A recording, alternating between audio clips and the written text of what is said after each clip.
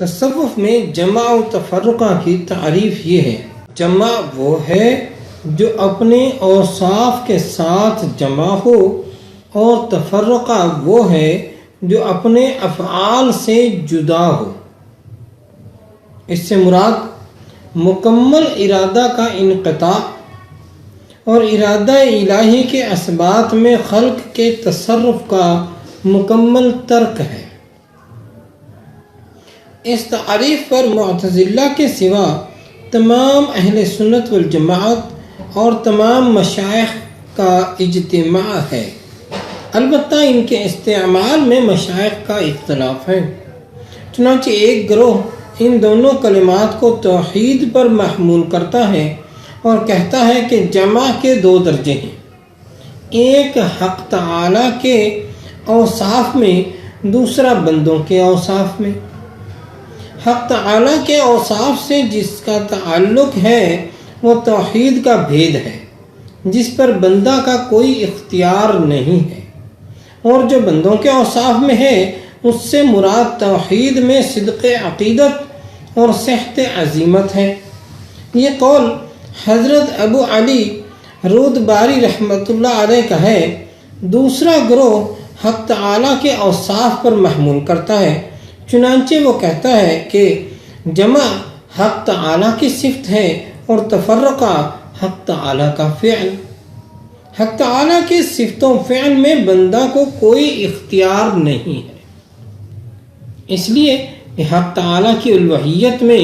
کوئی شے متنازع نہیں ہے۔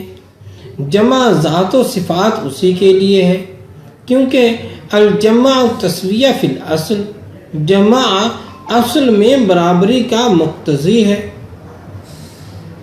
حق تعالیٰ کی ذات و صفات میں کوئی اس کا مساوی نہیں،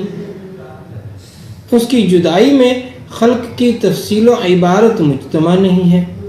اس کے معنی یہ ہے کہ اللہ تعالیٰ کے صفات قدیم ہیں اور وہ اس کے ساتھ مختص ہیں، اور ان کا قیام بھی اسی کے ساتھ ہے، اور ان کی خصوصیات بھی اسی سے وابستہ ہیں۔ چونکہ حق تعالیٰ کی ذات و صفات میں دوئی نہیں ہے اور نہ اس کی وحدانیت میں فرق و عدد روا ہے، اس لحاظ سے جمع کا استعمال حق تعالیٰ کے سوا کسی اور کے لیے جائز نہ ہوگا۔ لیکن حکم میں تفرقہ اللہ تعالیٰ کے افعال سے متعلق ہے، کیونکہ تمام احکام متفرق ہیں، کسی کے لیے وجود کا حکم ہے اور کسی کے لیے عدم کا۔ اس لحاظ سے جمع کا استعمال ہو، یعنی اس میں ایک کو فنا کا حکم ہے اور دوسرے کو بقا کا حکم۔ ایک گروہ وہ ہے جو تفرقہ کو علم الہی پر محمول کرتا ہے، چنانچہ وہ کہتا ہے کہ توحید کا علم جمع اور احکام کا علم تفرقہ ہے۔ اس لحاظ سے علم اصول جمع اور علم فروع تفرقہ ہوں گے۔ ایک بزرگ کا قول ہے کہ جس پر اہل علم کا اجماع ہو وہ جمع، اور جس میں ان کا اختلاف ہو وہ تفرقہ ہے۔ لیکن جمہور محققین تصوف کی عبارات و اشارات میں تفرقہ سے مقاصد یعنی بندے کے اختیار اعمال اور جمع سے مواہب یعنی مجاہدے اور مشاہدے مراد لیے ہیں۔ لہٰذا جو بندہ مجاہدے کے ذریعے واصل بحق ہو وہ تفرقہ ہے، اور حق تعالیٰ کی طرف سے بندہ پر جو خاص عنایات و ہدایات ہوں وہ جمع ہے، اور بندے کی عظیمت و تکریم اس میں ہے کہ وہ اپنے وجودی افعال اور جمال حق کے لیے مجاہدے کی قدرت میں اپنے افعال کی آفتوں سے محفوظ رہے، اور اپنے افعال کی باعطائے فضل الہی جان کر مشاہدے کو ہدایت الہی کے دامن میں منفی دیکھے۔ لہذا ایسا بندہ اپنی ہر اقامت میں حق تعالیٰ کے ساتھ قائم ہو کے اور اس کا نائب اور اوصاف میں اس کا وکیل ہوگا، اور اس کے تمام افعال کی نسبت اسی کی طرف ہوگی، یہاں تک کہ وہ اپنے کسب کی نسبت سے محفوظ ہو جائے گا، جیسا کہ حق تعالیٰ نے حبیب صلی اللہ علیہ وسلم کے ذریعے بالواسطہ حضرت جبرائیل علیہ السلام حدیث قدسی میں فرمایا، میرا بندہ نوافل کے ذریعے میری قربت کا ہمیشہ خواہاں رہتا ہے، یہاں تک کہ میں اسے اپنا محبوب بنا لیتا ہوں۔ پھر جب میں اپنے کسی بندے کو اپنا محبوب بنا لیتا ہوں تو میں اس کے کان، آنکھ، ہاتھ اور زبان ہو جاتا ہوں۔ وہ مجھ سے سنتا ہے، مجھ سے ہی دیکھتا ہے، مجھ سے ہی بولتا ہے اور مجھ سے ہی پکڑتا ہے۔ مطلب یہ کہ ہمارا بندہ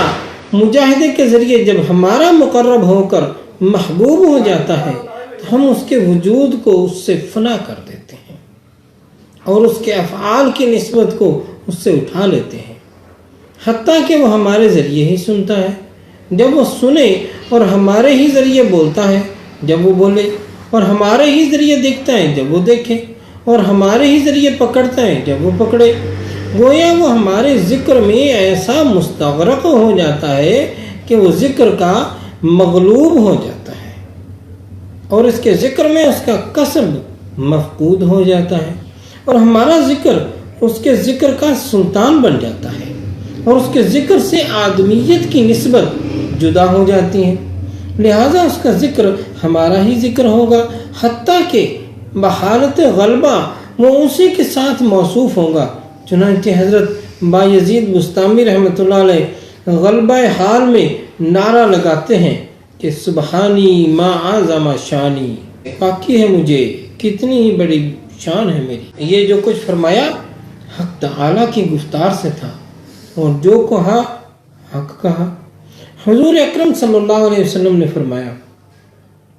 الحق ینطق علی اللسان عمر، حق تعالیٰ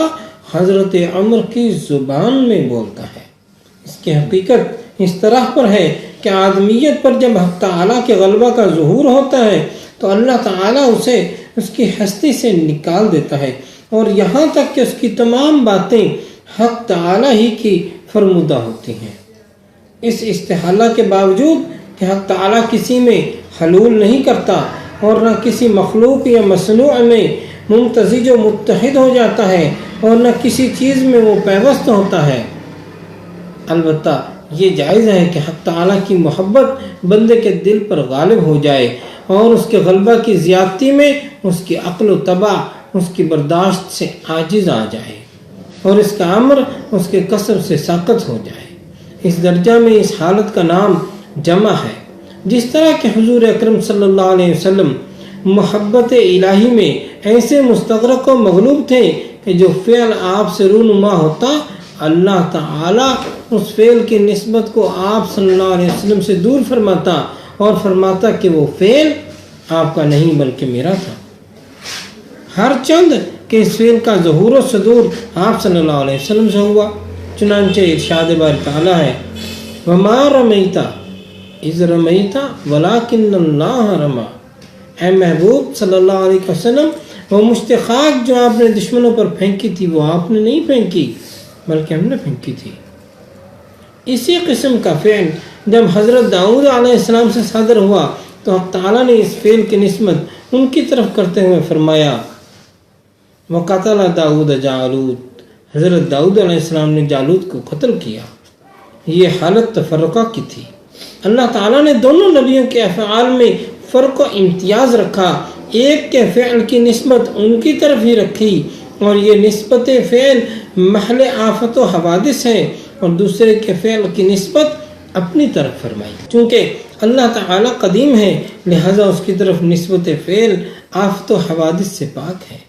بنابراین اگر آدمی سے ایسا فعل سرزد ہو جو آدمی کے افعال کی جنس سے اور اس کے قبیل سے نہ ہو تو یقیناً اس کے فعل کا سرزد ہونا فاعل حق تعالیٰ ہے، اور اعجاز و کرامت سب کچھ اس کے ساتھ شامل ہے۔ لہذا تمام عادی افعال تفرقہ ہیں، اور تمام ناقص عادات فعل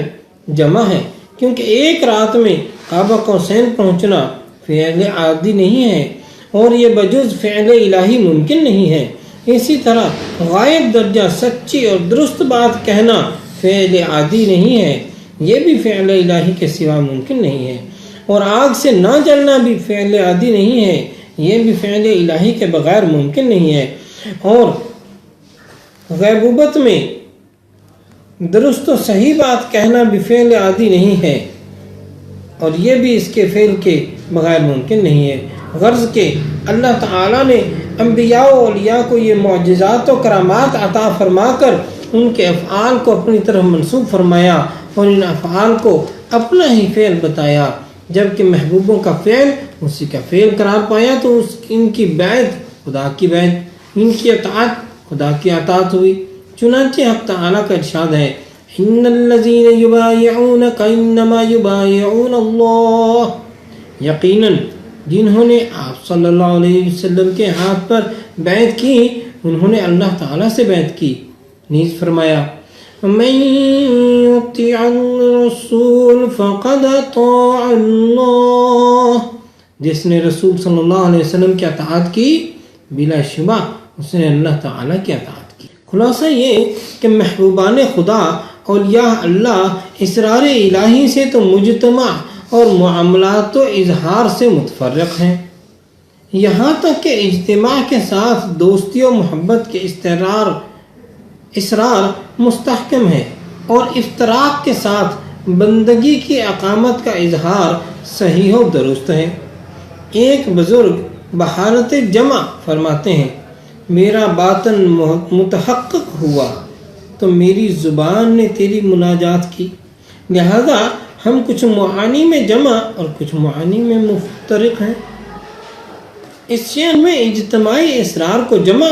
اور زبان کی مناجات کو تفرقہ کہا گیا ہے۔ جمع و تفرقہ کا اپنے وجود میں نشانی بتائی اور اس قاعدے کو اپنے پر محمول کیا، یہ بہت ہی لطیف قسم کا نکتہ۔ جمع و تفرقہ کے معنی میں مشائخ کا اختلاف۔ اب اس جگہ ایک اختلاف کا بیان باقی ہے جو ہمارے اور مشائخ کے اس گروہ کے درمیان ہے، جو یہ کہتا ہے کہ جمع کا اظہار تفرقہ کی نفی ہے، اس لیے کہ یہ دونوں ضدیں ہیں، کیونکہ جب ہدایت کا غلبہ اور استیلا ہوتا ہے تو بندے سے کسب و مجاہدے کا اختیار جاتا رہتا ہے، اور یہ تعطیل محض ہے۔ جب اس کا جواب ہم یہ دیں گے کہ یہ بات خود تمہارے عقیدے ہی کے خلاف ہے، اس لیے کہ جب تک معاملہ کی قدرت اور کسب و مجاہدے کی طاقت موجود رہتی ہے اس وقت تک بندے سے وہ ہرگز ساقط نہیں ہوتی، اسی لیے جمع تفرقہ سے جدا نہیں ہے۔ جیسے آفتاب سے نور، جوہر سے عرض اور موصوف سے صفت جدا نہیں کی جا سکتی ہیں، اسی طرح ہدایت سے مجاہدہ اور شریعت سے طریقت و حقیقت اور طلب سے وجدان بھی جدا نہیں ہے۔ البتہ یہ مجاہدہ کبھی مقدم ہوتا ہے اور کبھی مؤخر، لیکن مجاہدہ جہاں مقدم ہوتا ہے کیونکہ وہ غیبت میں ہوتا ہے، اور مجاہدہ جہاں مؤخر ہوتا ہے اس پر رنج و کلفت نہیں ہوتی کیونکہ وہ حضور میں ہوتا ہے، اور جو اعمال کے مشرب و مذہب کی نفی کرتا ہے وہ عین عمل کی نفی کرتا ہے۔ یہ بہت بڑی غلطی ہے۔ البتہ یہ جائز ہے کہ بندہ ایسے درجہ پر فائز ہو جائے جہاں اسے اپنے افعال معیوب نظر آنے لگے، جبکہ وہ اپنے اوصاف محمودہ کو بھی عیب کی نظر سے ناقص دیکھتا ہے، تو لا محالہ وہ اوصاف قبیحہ مذمومہ کو تو بدرجہ اولا عیبدار دیکھے گا۔ میں نے یہ معنی اس لیے بیان کیے ہیں کہ میں نے ایک جاہل قوم کو اس غلطی میں آلودہ پایا ہے، چونکہ وہ بحالت بیگانگی میں ہیں، اس لیے کہتے ہیں کہ یافت کے لیے کسی ریاضت کی حاجت نہیں، اور ہمارے افعال و طاعات معیوب اور مجاہدات ناقص ہیں، اس لیے انہیں کرنے سے نہ کرنا بہتر ہے۔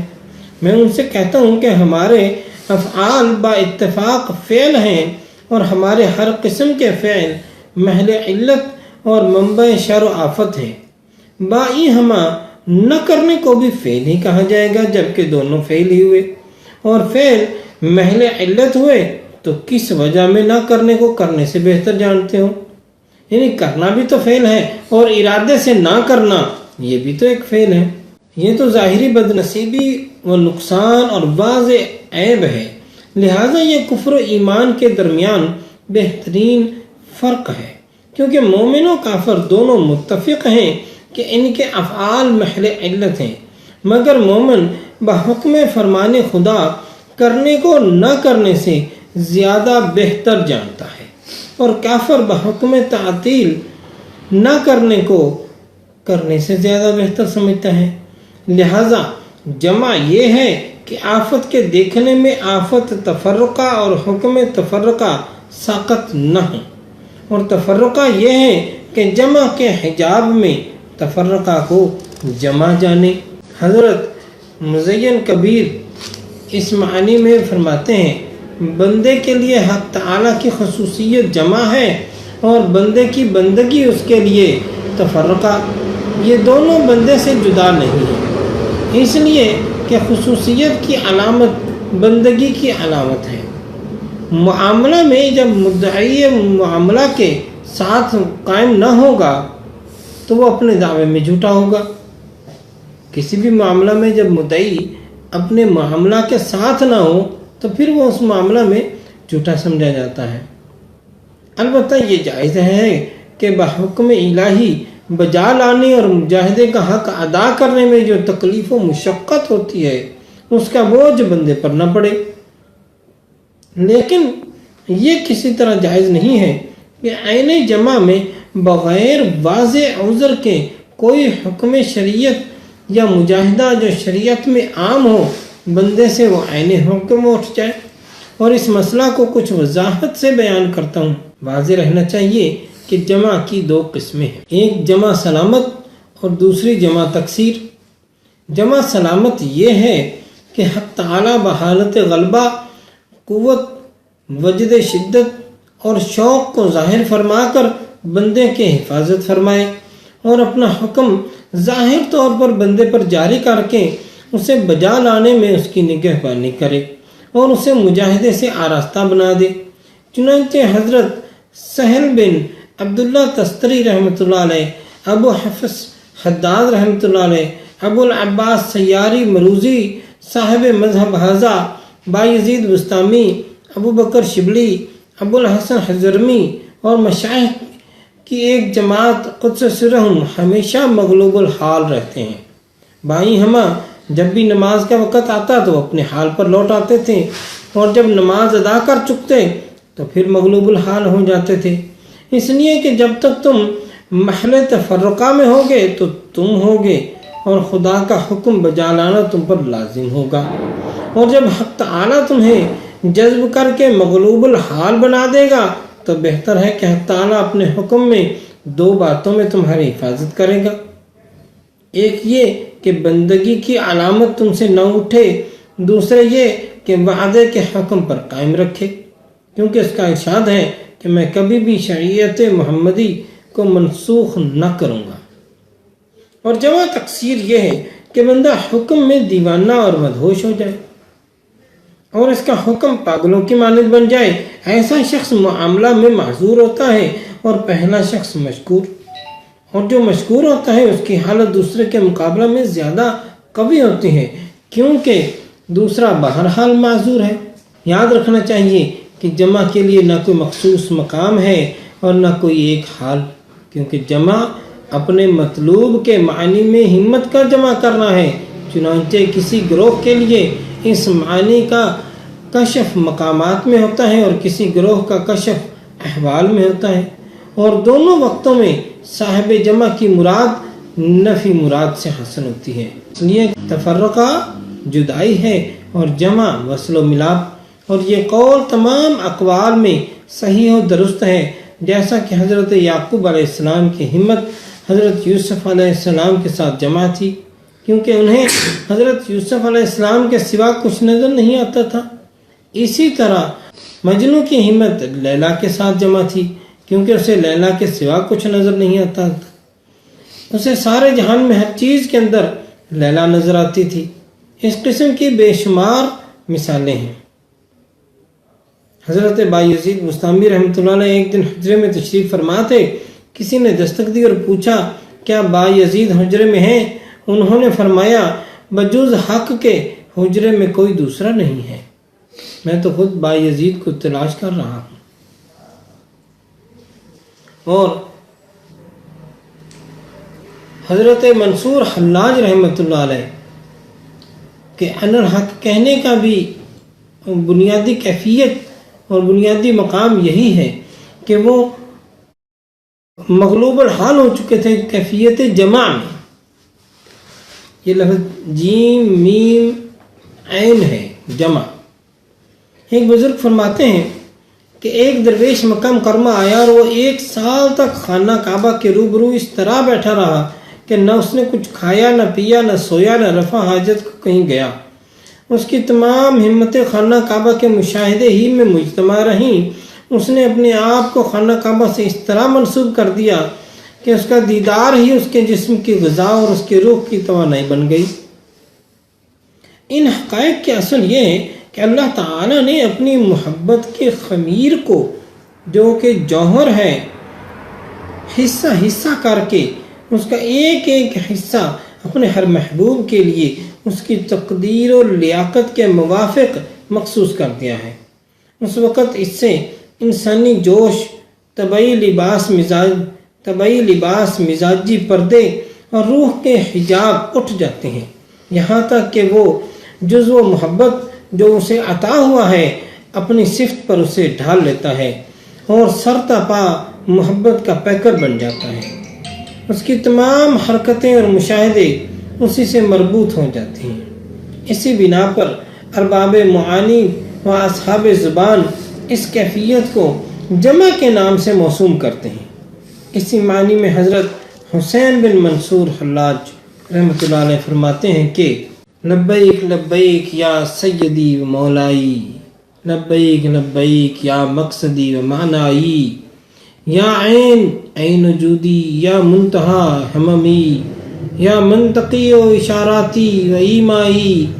یا کلی و یا سمعی و یا بصری و یا جملتی و تباعزی و اجزائی. یعنی حاضر ہوں اے میرے سردار، اے میرے مولا، حاضر ہوں اے میرے مقصد و معنی، اے ذات تو میرے وجود کا عین ہے، اے منتہی تو میری ہمتوں کا منتہی ہے، اے مجھے گویائی دینے والے، میرا کلام، میرا اشارہ اور میرا کہنا تو ہی ہے، اے میرے کل کی کل، اے میرے کان اور میری آنکھ، اے میرے تمام بدن اور میرے کل اعضاء و اجزاء سب تجھی سے ہیں. لہذا جو اپنی صفات میں مستعار ہوتا ہے وہ اپنی ہستی میں عار اور لائق شرمسار ہوتا ہے، اور دونوں جہان میں اس کی توجہ کفر ہوتی ہے اور موجودات میں اس کی ہمت موجب ذلت و رسوائی ہوتی ہے. ارباب زبان کا ایک گروہ اپنی عبارت و بیان کو مشکل و محیر العقول بنانے کے لیے جمع الجوامع یعنی جمع کی جمع ہو جاتے ہیں، جمع کی جمع بولتے ہیں. اگرچہ یہ کلمہ عبارت میں تو اچھا ہے مگر معنی میں یہ بہتر ہے کہ جمع کی جمع نہ بولا جائے، اس لیے کہ اولاً تفرقہ ہو تو اس پر جمع درست ہو سکتی ہے، اور جبکہ جمع خود جمع ہے تو تفرقہ کیسے ہوگا، اور جمع کو اپنے حال سے کیسے گرایا جائے. اس طرح یہ عبارت یعنی جمع الجمع تہمت کی جگہ بن جائے گی، اس لیے کہ جو جمع ہو جائے وہ فوق و تحت میں اپنے سے باہر نہیں دیکھ سکتا. تم نے دیکھا کہ رسول اللہ صلی اللہ علیہ وسلم کو شب معراج سارا جہان دکھایا گیا، مگر آپ صلی اللہ علیہ وسلم نے کسی چیز کی طرف التفات نہ فرمایا، کیونکہ آپ صلی اللہ علیہ وسلم جمع کے ساتھ جمع تھے اور مجتمع کو مشاہدے کی تفریق جدا نہیں کرتی اور تفرقہ کو نہیں دیکھتا. اسی لیے اللہ تعالیٰ نے فرمایا ما زاغ البصر وما طغى، محبوب کی آنکھ نہ ادھر ادھر پھری اور نہ حد سے گزری. واضح رہنا چاہیے کہ روح کے وجود کا علم ضروری ہے، لیکن اس کی حقیقت و معرفت میں عقل عاجز و لاچار ہے. امت مسلمہ کے ہر عالم و دانشور نے اپنے اپنے فہم و قیاس کے موافق کچھ نہ کچھ کہا ہے، اور کفار و ملحدین نے بھی اس میں خامہ فرسائی کی ہے. جس وقت کفار قریش نے یہودیوں کے سکھلانے پر نضر بن حارث کو بھیجا کہ وہ رسول کریم صلی اللہ علیہ وسلم سے روح کی کیفیت اور اس کی ماہیت دریافت کرے تو اللہ تعالیٰ نے پہلے روح کا اثبات کرتے ہوئے فرمایا یسألونک عن الروح، اے محبوب صلی اللہ علیہ وسلم تم سے روح کے بارے میں سوال کرتے ہیں۔ اس کے بعد اللہ تعالیٰ نے روح کی قدامت کی نفی کرتے ہوئے فرمایا قل الروح من امر ربی، اے محبوب صلی اللہ علیہ وسلم کہہ دیجئے کہ روح میرے رب کے حکم سے